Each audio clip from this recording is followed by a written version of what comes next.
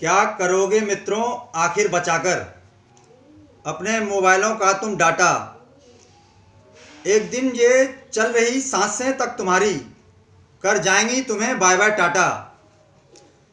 खैर कोई बात नहीं, जो आज अगर तुम्हें जागरूकता वाली वीडियो तक देख पाने का नहीं है वक्त,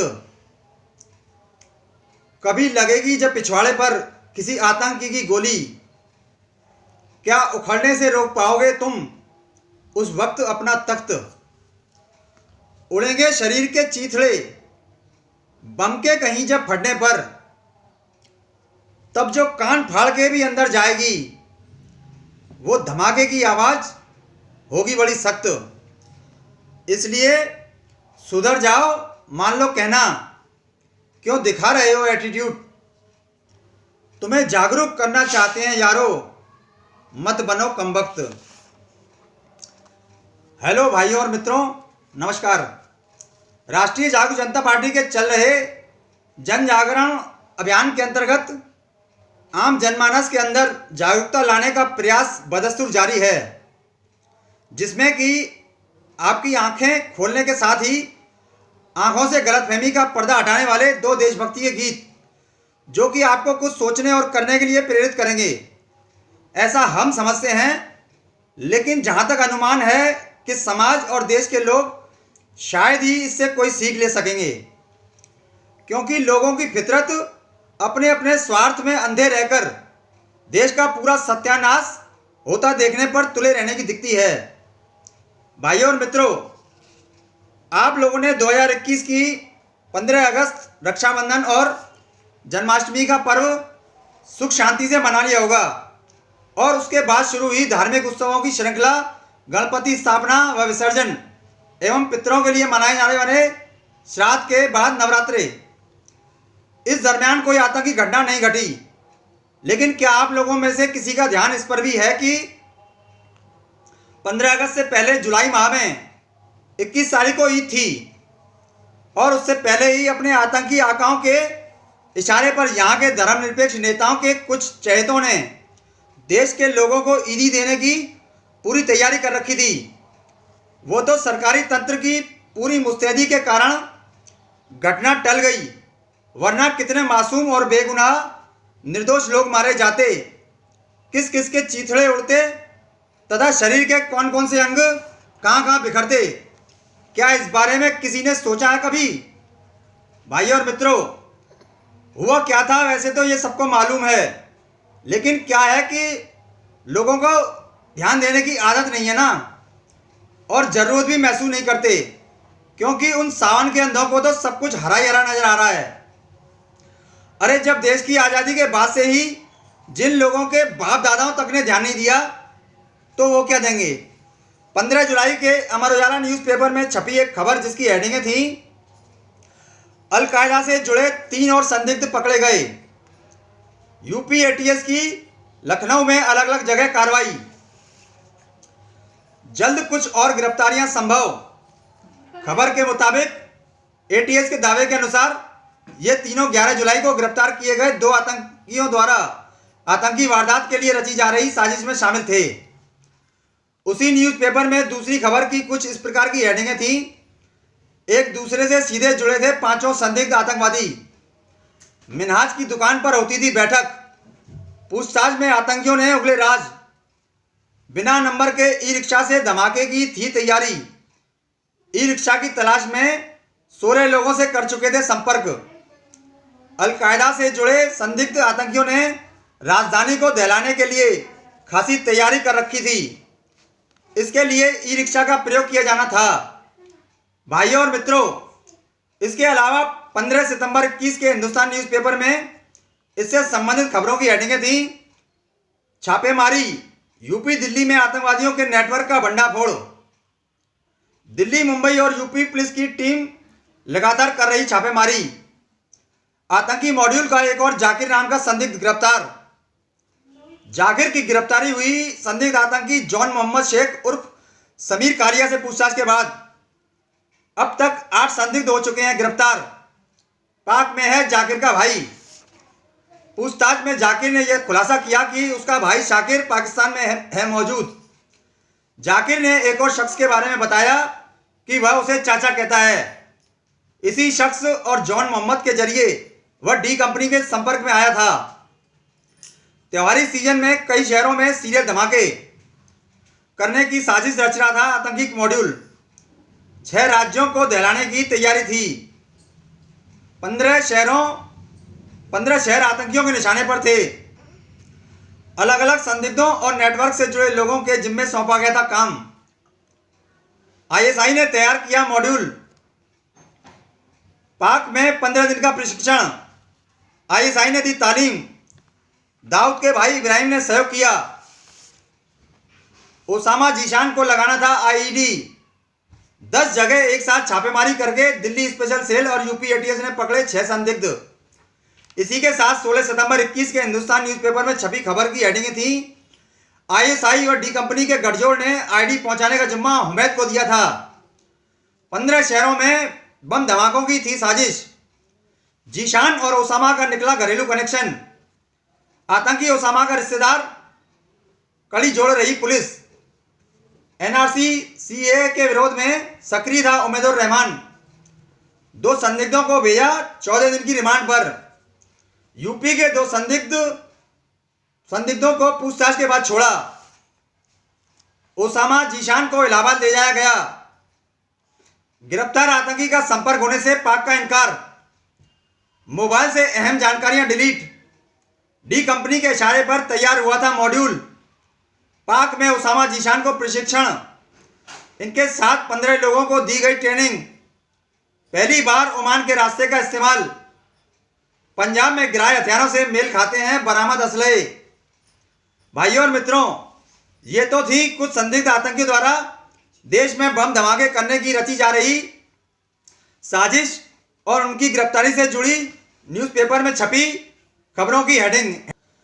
अगर वर्तमान में जो सरकार है उसका सरकारी तंत्र मुस्तैद व अलर्ट नहीं होता तो वो अपने नापाक मंसूबों में कामयाब हो सकते थे। उस वक्त न्यूज़पेपर की हेडिंगें व खबरें क्या और किस तरह की रहती, इस बात का अंदाजा लोग लगा सकते हैं। तब भी क्या किसी को कोई फर्क नहीं पड़ता? शायद नहीं, क्योंकि तब भी लोग कुछ दिन विरोध में हो हल्ला मचाकर और मोमबत्तियां जलाकर शांत बैठ जाते, जैसा कि वो अब तक करते आए हैं। क्योंकि उनकी धारणा और सोच यही रहती आई है कि मर गए जिन्हें मरना था, हम तो जिंदा है ना। लोग भुला बैठे हैं मार्च 1993 का मुंबई सीरियल ब्लास्ट, 2001 के दिसंबर में हुआ भारतीय संसद पर हमला, 2002 के फरवरी में साबरमती ट्रेन अग्निकांड, 2002 के ही सितंबर में अक्षरधाम मंदिर हमला, 2005 के अक्टूबर में दीपावली से 2 दिन पूर्व हुआ दिल्ली सीरियल ब्लास्ट, 2006 के जुलाई में मुंबई ट्रेन धमाके, 2008 के मई में जयपुर धमाके, 2008 के ही नवंबर में मुंबई आतंकी हमला।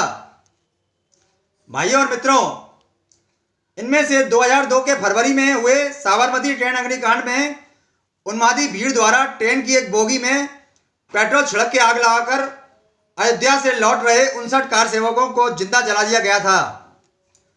प्रतिक्रिया स्वरूप जिसका परिणाम गोधरा दंगों के रूप में सामने आया। उस घटना के मुख्य आरोपी के रूप में रहे रफीक हुसैन भट्टुक को 19 साल के बाद गिरफ्तार किया गया है। इसके अलावा अक्षरधाम मंदिर हमला, जिसमें कि 32 श्रद्धालु मारे गए थे, जवाबी कार्रवाई में 2 आतंकी मौके पर ही ढेर कर दिए।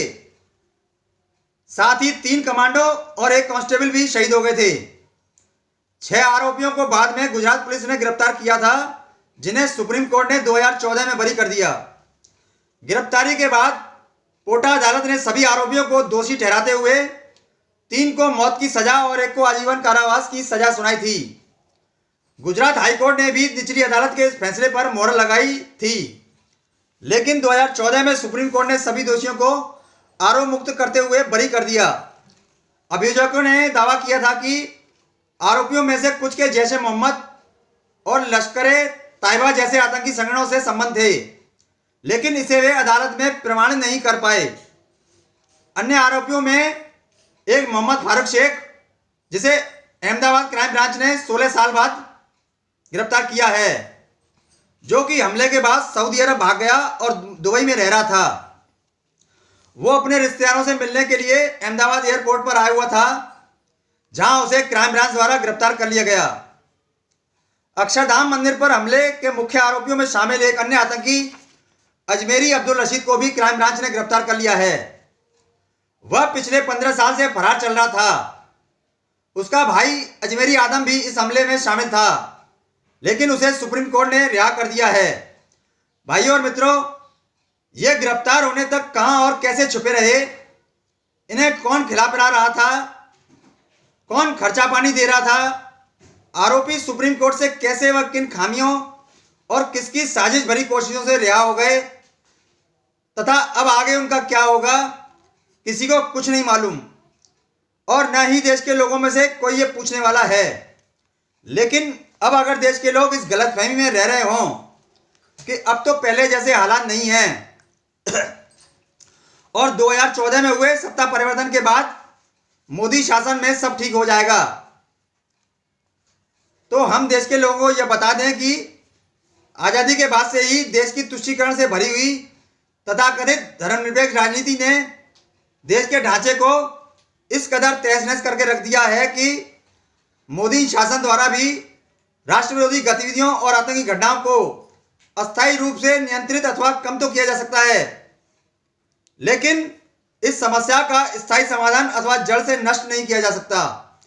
अगर ऐसा हो सकता था तो फिर क्यों मोदी और योगी शासन में भी कुछ आतंकी घटनाएं हुई हैं और आगे भी ऐसा करने की साजिशें रची जा रही हैं। आश्चर्य की बात है कि यह सब कुछ देश में सबकी आंखों के सामने हो रहा है। कहने का तात्पर्य यह है कि हद से ज्यादा बिगड़ चुके और बेकाबू हुए इन हालातों में मोदी और योगी भी आखिर क्या कर लेंगे। ज्यादा से ज्यादा अपनी अपनी सरकार चलाते हुए पूरी कर्तव्य निष्ठा से संविधान के तहत कानूनों का सख्ती से पालन करवाते हुए राष्ट्र विरोधी गतिविधियों एवं आतंकवादी घटनाओं को नियंत्रित अथवा कम ही करवा सकते हैं, लेकिन उनसे हमदर्दी रखने और उन्हें खाद पानी देने वाले जो धर्मनिरपेक्ष नेताओं के चहेते देश की जड़ों को खोखला कर रहे हैं, क्या उसका कोई हल अथवा समाधान मोदी और योगी कभी करवा सकते हैं? शायद नहीं। दूसरी तरफ वैसे भी अपने अपने स्वार्थ में अंधे होकर कायरता का चोला पहने मुर्दों की तरह जीने वाले जिंदा लाशों के इस देश में अपनी अपनी खुराक पर झपट्टा मारने की लालसा लिए कुर्सी हासिल करने को आतुर कई धूर्त और मक्कार चील कौवे और गिद्धों के झुंड तुष्टीकरण एवं जात पात के पंखों से तथा कथित धर्मनिरपेक्षता की उड़ान भरने के साथ सत्ता की राजनीति के आसमान में फड़फड़ाते हुए मंडरा रहे हैं। भाइयों और मित्रों, ये बात तो तय है कि तुष्टीकरण की नीति पर चलने और तथाकथित धर्मनिरपेक्षता की राजनीति करने वाले इन चील कौवे और गिद्धों के जैसे झुंड बनाकर उड़ने वाले नेताओं के भविष्य में आगे कभी सत्ता की कुर्सी मिलने पर जेलों में बंद आतंकियों पर लगे हुए मुकदमे वापस लेकर उन्हें रिहा करने का प्रयास अवश्य किया जाएगा। 13 अक्टूबर 21 को अमर उजाला न्यूज़पेपर में छपी खबर यह थी कि आतंकी साजिश रचने के दोषियों को 5-5 साल का कारावास। यूपी एटीएस के विशेष न्यायाधीश योगेंद्र राम गुप्ता ने विभिन्न शहरों में आतंकी घटनाओं के लिए हथियार जमा करने और देश की अखंडता, एकता, सुरक्षा व संप्रभुता को नुकसान पहुंचाने वालों को आरोप साबित होने पर मंगलवार को 5-5 साल के कठोर कारावास और 14,000 हजार रुपए के जुर्माने से दंडित किया है। मामले में एहतेशामुल हक उर्फ मिंटू उर्फ अरबान, मोहम्मद फैजान उर्फ मुफ्ती, मोहम्मद नाजिम उर्फ उमर और मुजम्मिल उर्फ जीशान को सजा सुनाई गई है। हर एक के नाम में उर्फ लगा हुआ है।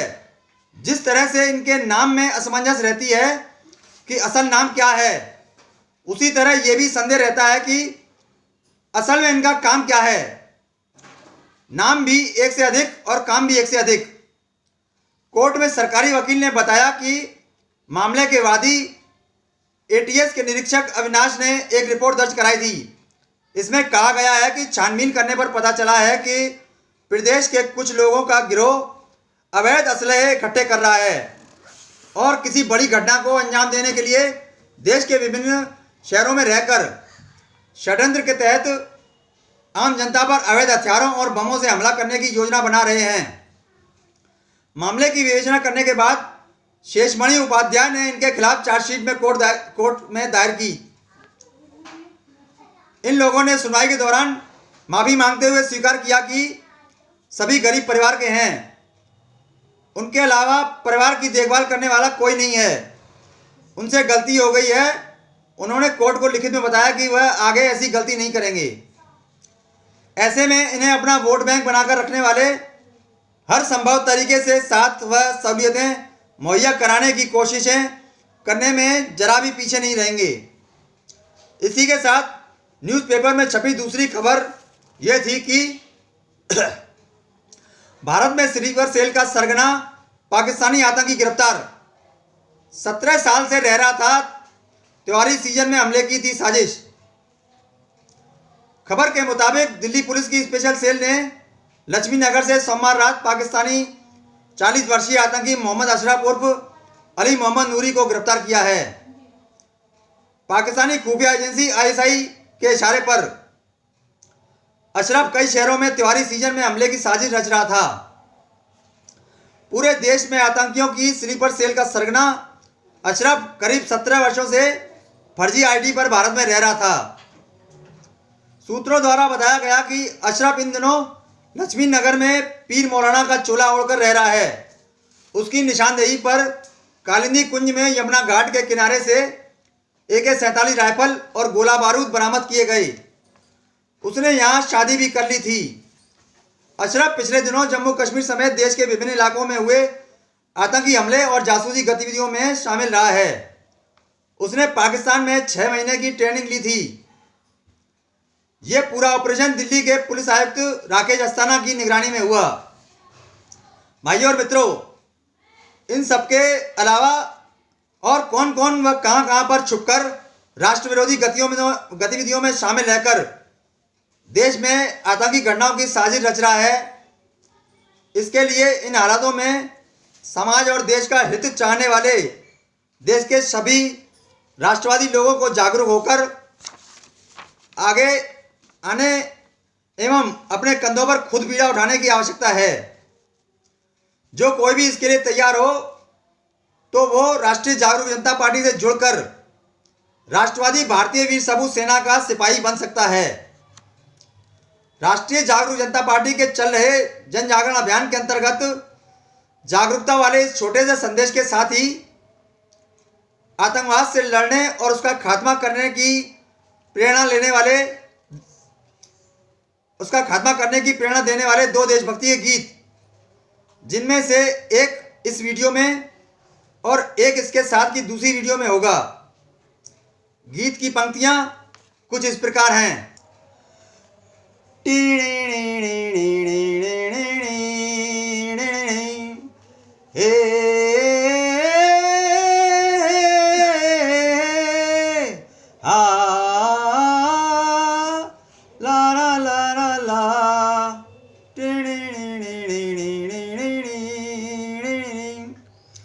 आतंकवादी अगर देश में घुस आए, लाजिमी है कि तुम उन्हें चीर फाड़ दो।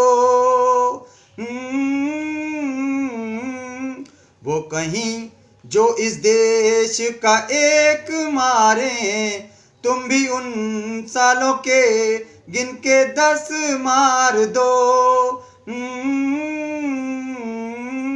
बने वो कातिल हैं तो यहाँ क्या बुज़दिल हैं, बने वो कातिल हैं तो यहाँ क्या बुज़दिल हैं। ऐसे में भला कैसे कोई चुप रहे। आतंकवादी अगर देश में घुस आए, लाजिमी है कि तुम उन्हें चीर फाड़ दो।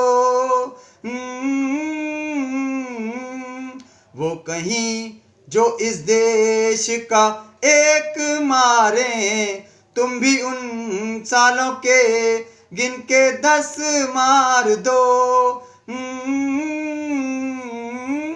बने वो कातिल हैं तो यहाँ क्या बुज़दिल हैं, बने वो कातिल हैं तो यहाँ क्या बुज़दिल हैं। ऐसे में भला कैसे कोई चुप रहे, आतंकवादी अगर देश में घुस आए, लाजिमी है कि तुम उन्हें चीर फाड़ दो।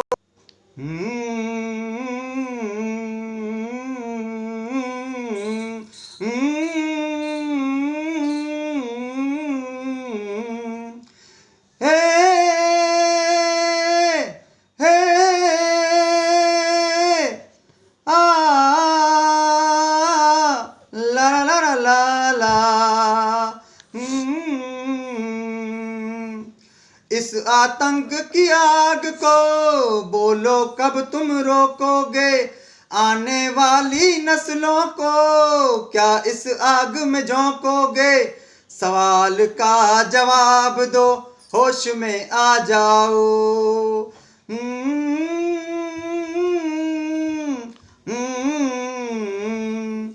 कब तक जियोगे डर डर के, कब तक जियोगे मर मर के, होगा कुछ करने से ही, दिखाओ अब तो कुछ करके। ये डर दिल से निकाल दो, जोश में आ जाओ। न खाओ जूते मत पिटो, देश के लिए मर मिटो। कोई अगर तुम्हारे गाल पे थप्पड़ मारे, कोई अगर तुम्हारे गाल पे थप्पड़ मारे, लाजिमी है कि तुम उसमें घूंसा मार दो। वो कहीं जो इस देश का एक मारे, तुम भी उन सालों के गिन के 10 मार दो। बने वो कातिल हैं तो यहाँ क्या बुज़दिल हैं, बने वो कातिल हैं तो यहाँ क्या बुज़दिल हैं। ऐसे में भला कैसे कोई चुप रहे, आतंकवादी अगर देश में घुस आए, लाजिमी है कि तुम उन्हें चीर फाड़ दो।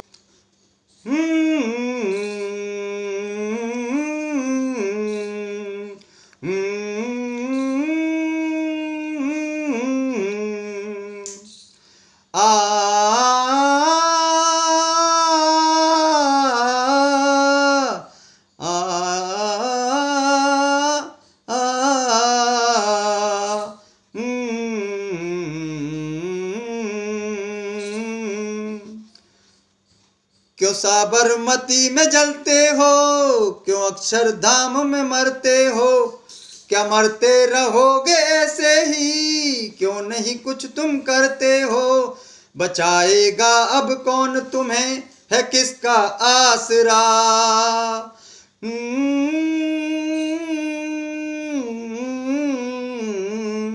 जी पाओगे इज्जत से अगर तुम में बहादुरी है, डरना क्या जरूरी है, कौन सी मजबूरी है। क्यों तुम खौफ खाते हो, बता दो ये जरा। यूं फोकट में तुम न मरो, है मरना ही तो मार के मरो। कोई अगर तुम्हारी पीठ में खंजर गाड़े, कोई अगर तुम्हारी पीठ में खंजर गाड़े, लाजिमी है कि तुम उसको जिंदा गाड़ दो। वो कहीं जो इस देश का एक मारे, तुम भी उन सालों के गिन के 10 मार दो। बने वो कातिल हैं तो यहाँ क्या बुज़दिल हैं, बने वो कातिल हैं, तो यहाँ क्या बुज़दिल हैं, ऐसे में भला कैसे कोई चुप रहे। आतंकवादी अगर देश में घुस आए, लाजिमी है कि तुम उन्हें चीर फाड़ दो। 3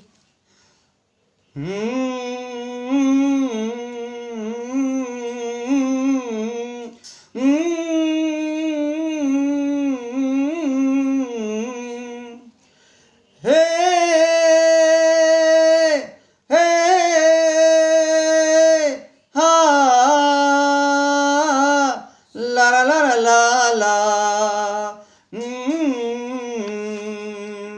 है जरूरत संभल जाने की, गलतियां नहीं दोहराने की, जल्दी से जाग जाने की, अपना देश बचाने की।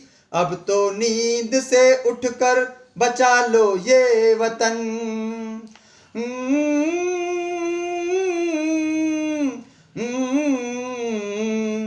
चप्पा चप्पा छान डालो, हर अड्डा कंगाल डालो, छुपे हैं वो किस भेष में, नकाब उनका उतार डालो, बस अब ढूंढ के निकालो देश के दुश्मन। है बहुत आतंक देश ने भोगा, न खाओ तुम अब और धोखा। कोई अगर तुम्हारे कान में उंगली करे, कोई अगर तुम्हारे कान में उंगली करे, तुम भी उसके कान में पूरा हाथ डाल दो। वो कहीं जो इस देश का एक मारे, तुम भी उन सालों के गिन के 10 मार दो। बने वो कातिल हैं तो यहाँ क्या बुज़दिल हैं, बने वो कातिल हैं तो यहाँ क्या बुज़दिल हैं, ऐसे में भला कैसे कोई चुप रहे। आतंकवादी अगर देश में घुस आए, लाजिमी है कि तुम उन्हें चीर फाड़ दो।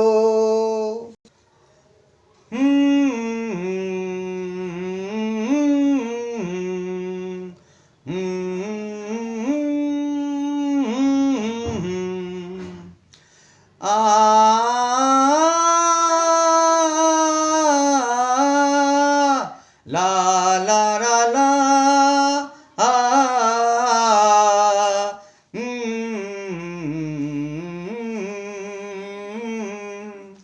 नहीं उनको माफ करना है, जड़ से साफ करना है, चुकता हिसाब करना है, पूरा इंसाफ करना है।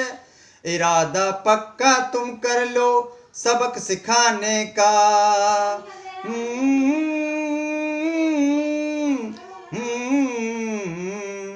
धमाके होने नहीं देंगे, पकड़ के उनको ठोकेंगे, आतंकी घटनाएं हम और आगे होने नहीं देंगे।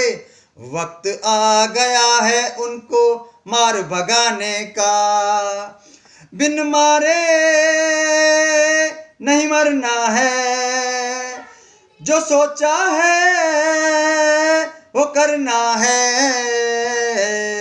कोई अगर कुत्ते की तरह तुम पर भौंके, कोई अगर कुत्ते की तरह तुम पर भौंके, तुम भी शेरों की तरह उस पर दहाड़ दो। वो कहीं जो इस देश का एक मारे, तुम भी उन सालों के गिन के 10 मार दो। बने वो कातिल हैं तो यहाँ क्या बुज़दिल हैं, बने वो कातिल हैं तो यहाँ क्या बुज़दिल हैं, ऐसे में भला कैसे कोई चुप रहे। आतंकवादी अगर देश में घुस आए, लाजिमी है कि तुम उन्हें चीर फाड़ दो।